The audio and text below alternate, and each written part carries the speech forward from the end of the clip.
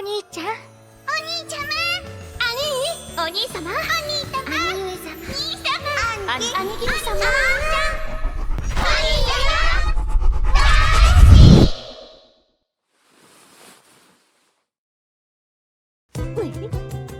Good morning, my brother.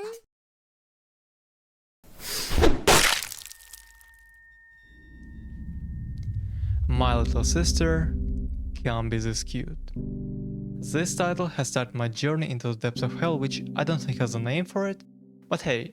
My little sister can't be this cute. A little sister's all you need. I don't like my big brother at all.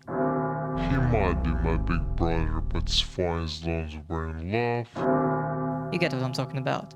If you watch anime and use social media in this last use social media at all, chances are 1. You're familiar with the kind of reputation anime has, and 2. You've probably heard one of these titles. What's your favorite anime? My little sister can't be this cute. What? A little sister is all you need. What? Kiss exists. Huh? You have a sister? That's a really sensitive topic for me. Haven't heard so many times about the infamous anime, also known as Orimo for short. One day my curiosity got better of me and My favorite show's called My Little Sister Can't Be This Cute. I liked it. I liked it so much that finishing the series almost got me depressed. I know how stupid it sounds, but I'll explain exactly what I mean later. For now, I'd like to ask you a question. Why does this anime exist? It's not just 1 or 2, not even 6 or 7 weird outliers. There are tons of anime that focus on relationships between siblings, and more often than not, they make said relationships weird and incestuous. Why? You might have guessed that the reason people like these shows is the theme of forbidden love, or some might even call it a fetish. That makes sense. That's definitely something that comes to mind first and simply makes sense, and probably is correct to some extent. But that is not enough explanation for me. There are too many of these shows. There are too many people watching these shows. And most importantly, I don't give a fuck about no siblings taboo love, even less little sister fetish. Yet still I'm watching all this crap and having all kinds of strong emotions. There has to be something else. Another theory might say it's moe. Moe is a word that refers to strong feelings of affection, adoration, or excitement towards fictional characters in anime, manga, video games, and other media. I really doubt this is it, but in order to unravel all the mysteries and understand the true meaning of little sister or Imoto Moe, I had to personally go through a rigorous quest watching all the Imoto anime titans. Once again, there are too many anime of this kind for me to watch them all, and I'm not insane. So what I did is found the biggest and most representative of the genre shows and watched them. It's only 14 animes. It's only 14 animes. And I'm not insane. And when I say watch them, I mean watch them. Not while scrolling through TikTok, not on a second monitor, not as a background noise, because I want to be as objective as possible. I refuse to believe that there are millions of sick bastards getting off to the idea of little sister. At the very least, that's the general consensus people have regarding this anime and people watching them. If you were to be found enjoying something like A Little Sister is All You Need, and God forbid it's some kind of Chinese cartoon, you are not escaping Gunner allegations. Hey bro, what you watching?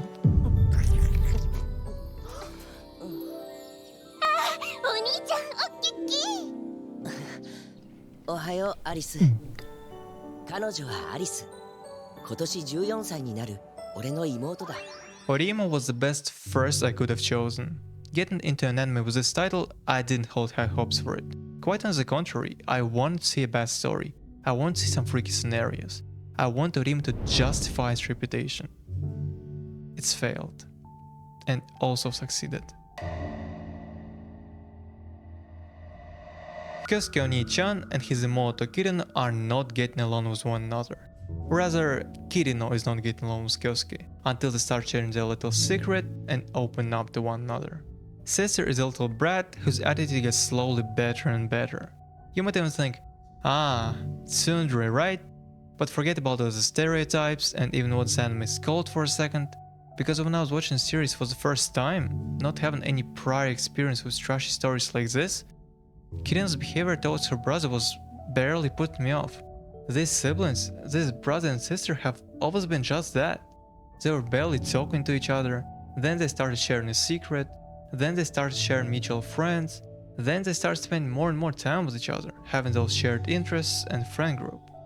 Even though there were some moments that could be some moments that are suspicious, they never really felt too out of place. Your Imoto is pissed off at you spending time with another girl? Well, she does hate this girl, so it's comprehensible. Your Imoto is blushing at the thought of you buying her a ring? Well, that's a part of a research of a new novel. Creative process can feel embarrassing, I understand. And stuff like that. Talking about Oni-chan, there were never any weird moves towards his little sister. At all times, Kyosuke was a dependable, loving older brother, and Kirina was a spoiled, energetic little sister. That it was. Until the end of season 1. 俺はお前がいないと寂しくて嫌だから連れ戻しに来た。それだけだ。お前の都合なんてしたことじゃねえ。文句あっか。 Just come home. If you don't, I might die. And it was so good. Season 1 of Orima was genuinely great. It covered some interesting topics about and aspects of otaku culture. It showed us some amusing character dynamics. It was fun. It was funny. It was wholesome. And main character Kyosuke was truly a great guy. I really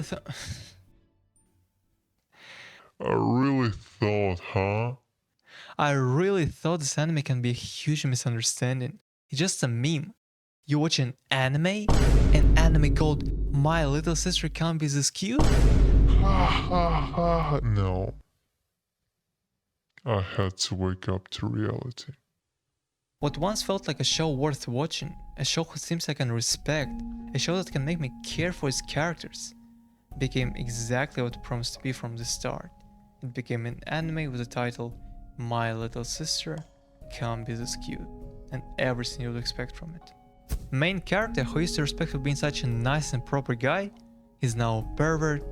Siblings who used to be, well, siblings, now take part in all kinds of dating drama shenanigans, and all the interesting and friendly interactions are thrown out the window for the sake of creating a harem.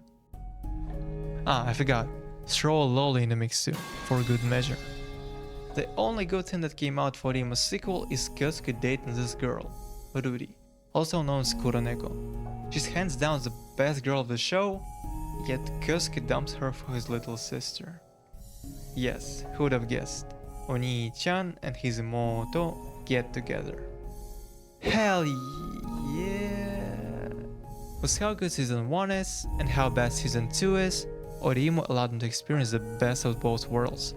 Because even when it comes to these fuck-ass stories, there are still good ones and bad ones. After finishing even this amount of Little Sister anime, I can draw a pretty clear and pretty accurate, if I say so myself, line separating trashy ecchi shows from actual decent, low-key interesting, low-key cool shows. On one side of the screen we have 0 to 2 love interest series, and on the other side we have 3 and more love interest / harem series. The way it works is pretty simple. Unless the amount of girls falling in love with main character exceeds 2, plot is not going to be focused as much on romance as it is focused on brother-sister relationship. And in case of the harem, broke-on Imoto is gonna be extremely jealous of Oni-chan, and they probably, most likely, are gonna end up together. This might seem obvious, since that's how most of the anime works anyway, but it's not. There are a lot of great harem shows, but having little sister being the main love interest really changes things. It is not so fun and exciting anymore, and you can't really enjoy it for what it is. Meanwhile, series with no harem in them, but siblings being or growing to be very close, are inadvertently creating an expectation of it being weird and kinky. Yet they can be pretty nice. I understand that this is just a small selection compared to the total volume of these that exist, but even this selection was enough to prove that there are Imoto anime worth watching. Imoto animes that are not just another gooner bait. Recently, My Sister's Unusual was honestly a breath of fresh air after drowning in a swamp of 3 and more animes. Because despite being what it is, a story about step-siblings potentially getting together, it managed to keep its identity by implementing some magic in this world. like angels, panties, and heaven, while also keeping down to earth by not doing too much with its characters. A Little Sister's All You Need is genuinely a great show despite its weird name, that presents the struggles of young novelists in an appealing and engaging way. Brother's obsession with little sisters does get a little weird, but never really lives his fantasies, since his little brother, who's actually a little sister, hides the truth about her gender. That's obviously not the most conventional relationship they have, but it works, and they do get along with one another, like some brothers could only dream to. And Himoto Umaru-chan was a very cute and fun show that I, without a shadow of doubt, would recommend to anyone. Umaru is the little sister, and Taihei is the older brother. They care about each other, they depend on one another, and they play their roles as Onii-chan and Imoto perfectly. Umaru and Taihei serve as a wholesome example of normal siblings love. This animes was the only one of the bunch where I felt any kind of moe, since in these cases siblings were actually acting as, or at least were trying to act as siblings. All this praise is not to say that this is what the moto moe is. Strong affectionate feelings towards fictional characters could be evoked in all kinds of ways, depending on what kind of person you are and what you in particular are searching for. Not to mention that not every feeling you experience towards characters have to be positive. Basically what I'm trying to say is that this chart, that I truly think makes sense and can categorize most of Imoto anime, can look very different for each individual person. Matter of fact, this is what it looks like for me. But this can wait a little. When looking for an anime to watch, I didn't look into them at all. The only thing I knew is that they were on theme and one of the more popular ones. So, call me surprised when I watched this.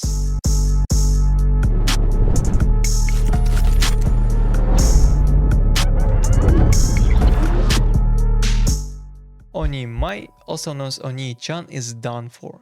This show is nothing like any of the ones we discussed before for two reasons, and you should have already noticed one of them. Right, there is no brother inside. Onii-chan is done for. My hero is turned into a little girl as a part of his Imoto Mihari's plan to rehabilitate him from being a shut-in. Is that the best strategy? No. Do I care? Also no. Because this is a cool idea that can lead to a lot of fun and lovely interaction between little sister and her little sister. On top of that, this rehabilitation Mihari came up with can actually work, as my hero starts seeing the world from a different perspective and starts to understand what he was doing wrong. Onii-mai had a great potential from the very start. Amazing art style, endearing brother-sister relationship, inspiring themes. It was gonna be good. After finishing the first episode, I literally said out loud, I can already tell I like this anime. And to be honest, I did. But there's three big issues. I'll start with the more prominent one. Main romantic dynamic of the show is between two middle school girls, which I have no problems with. My problem comes from the fact that one of these middle school girls is actually a fully grown man. It should be pretty self-explanatory why I can't really get into it. But neither the Onii-chan himself nor his Imoto seem to care much about how weird it is that a 21-year-old hangs out with a bunch of middle schoolers, goes to the school with a bunch of middle schoolers, participates in sleepovers with a bunch of middle schoolers, and even goes to a public bath with a bunch of middle schoolers and a high schooler. I think it wasn't meant to bother the viewers so much, but I could never look past it. Another issue I have is how the initial series concept of neat recovery, with its significant tones, was practically rendered obsolete by episode 2. I had high hopes for the themes to be properly discovered and built to inspire people, but it didn't last at all. And what we got instead is my hero enjoying his new life as a middle school girl, which leads into my third and final issue with Onii-mai. Fuck, I was tricked into watching cute girls doing cute things. まひろちゃんはどんなの好きなの？ああ、私は両塾系。 And then another one. And then another one. なんだって？ニャンパス。 And then another one. お姉ちゃんに任せなさい。 If you don't know what cute girls doing cute things is, then first of all, bro. Second of all, it is exactly what it says. this genre of anime that focuses on cute girls doing cute things. By the default, by the nature, they have a lot of little sister characters, or older sister, younger sister dynamics, which is why in my hunt for Imoto anime, I stumbled upon a few of them. I was strict. To be honest, I didn't have any problems with them. I love them. My second ever anime was Is the Order Rabbit? Just imagine my 16-year-old self crying my soul out after witnessing Jiraiya's death, and half an hour later I was watching this. These shows are pure moe. Moe in its unadulterated stage, shape and form, where your brain for the most part occupied by how cute and silly these little girls are. Series like this can be better or worse than one another, but on general scale I think they're neither good nor bad. You either like them or you don't.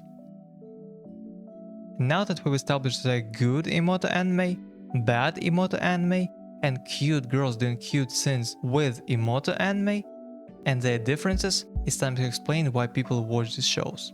Are there really millions of Gunners out there that should be put on the list? Or is there hope for humanity? I'm gonna be the death.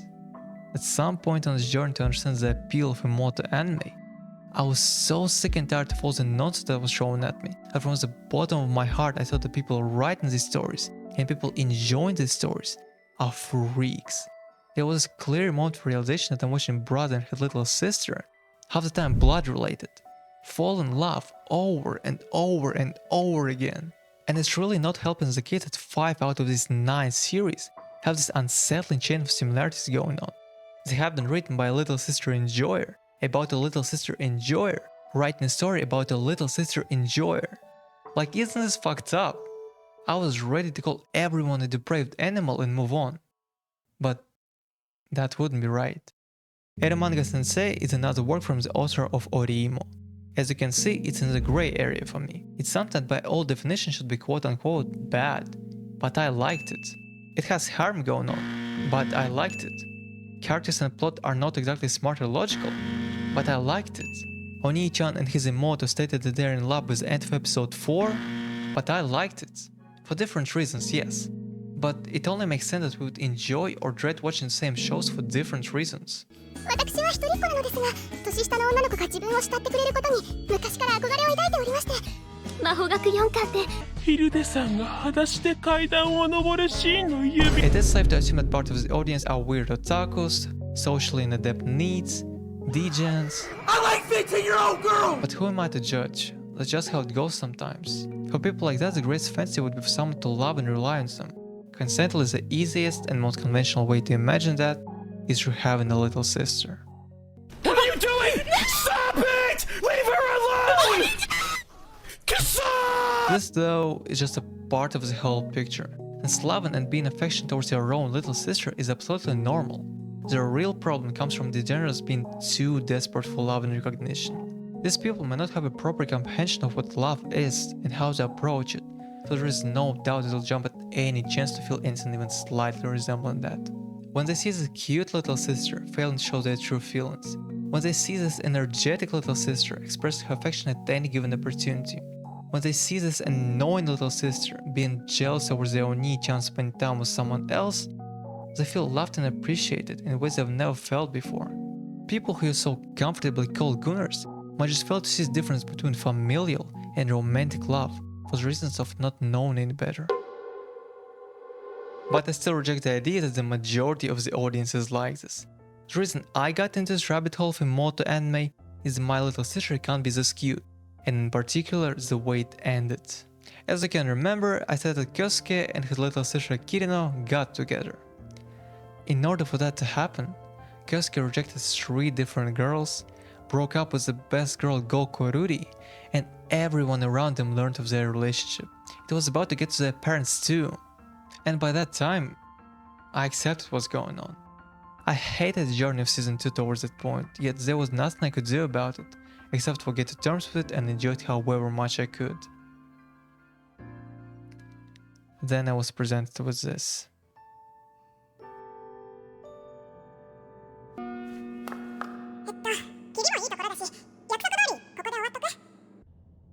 そうだな。そうすっか。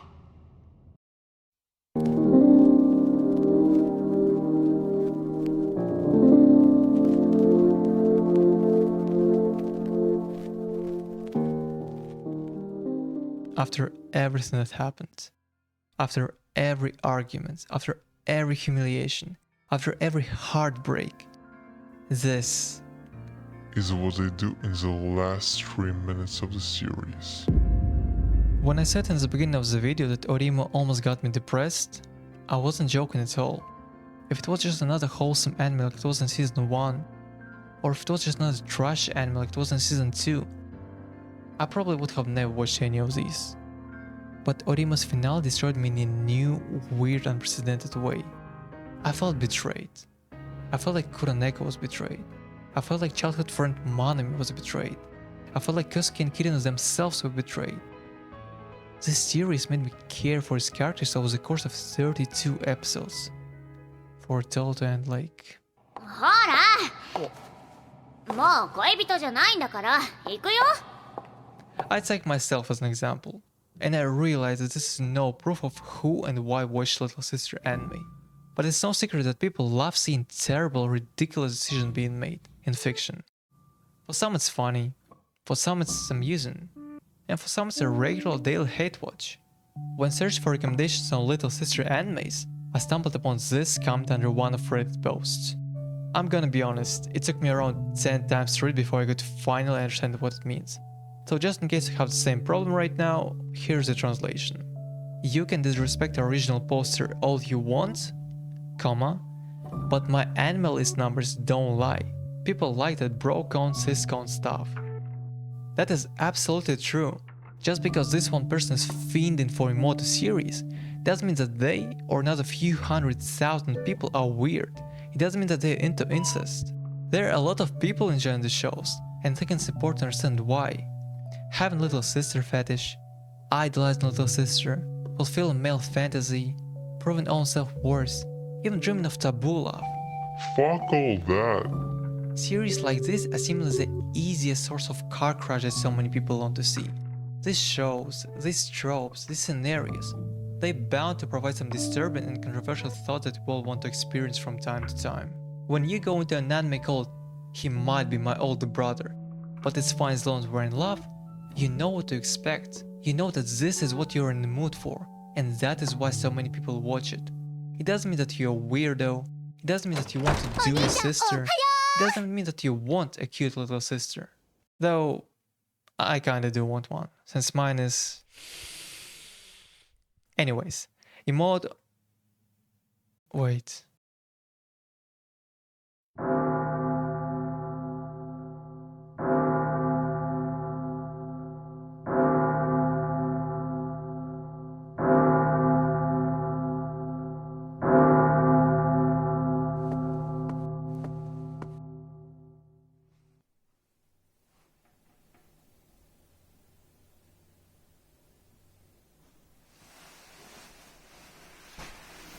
I better delete all the Gunner anime from my PC. 200 gigs? Damn! Okay, all done. お兄ちゃん大好き。あ、すごい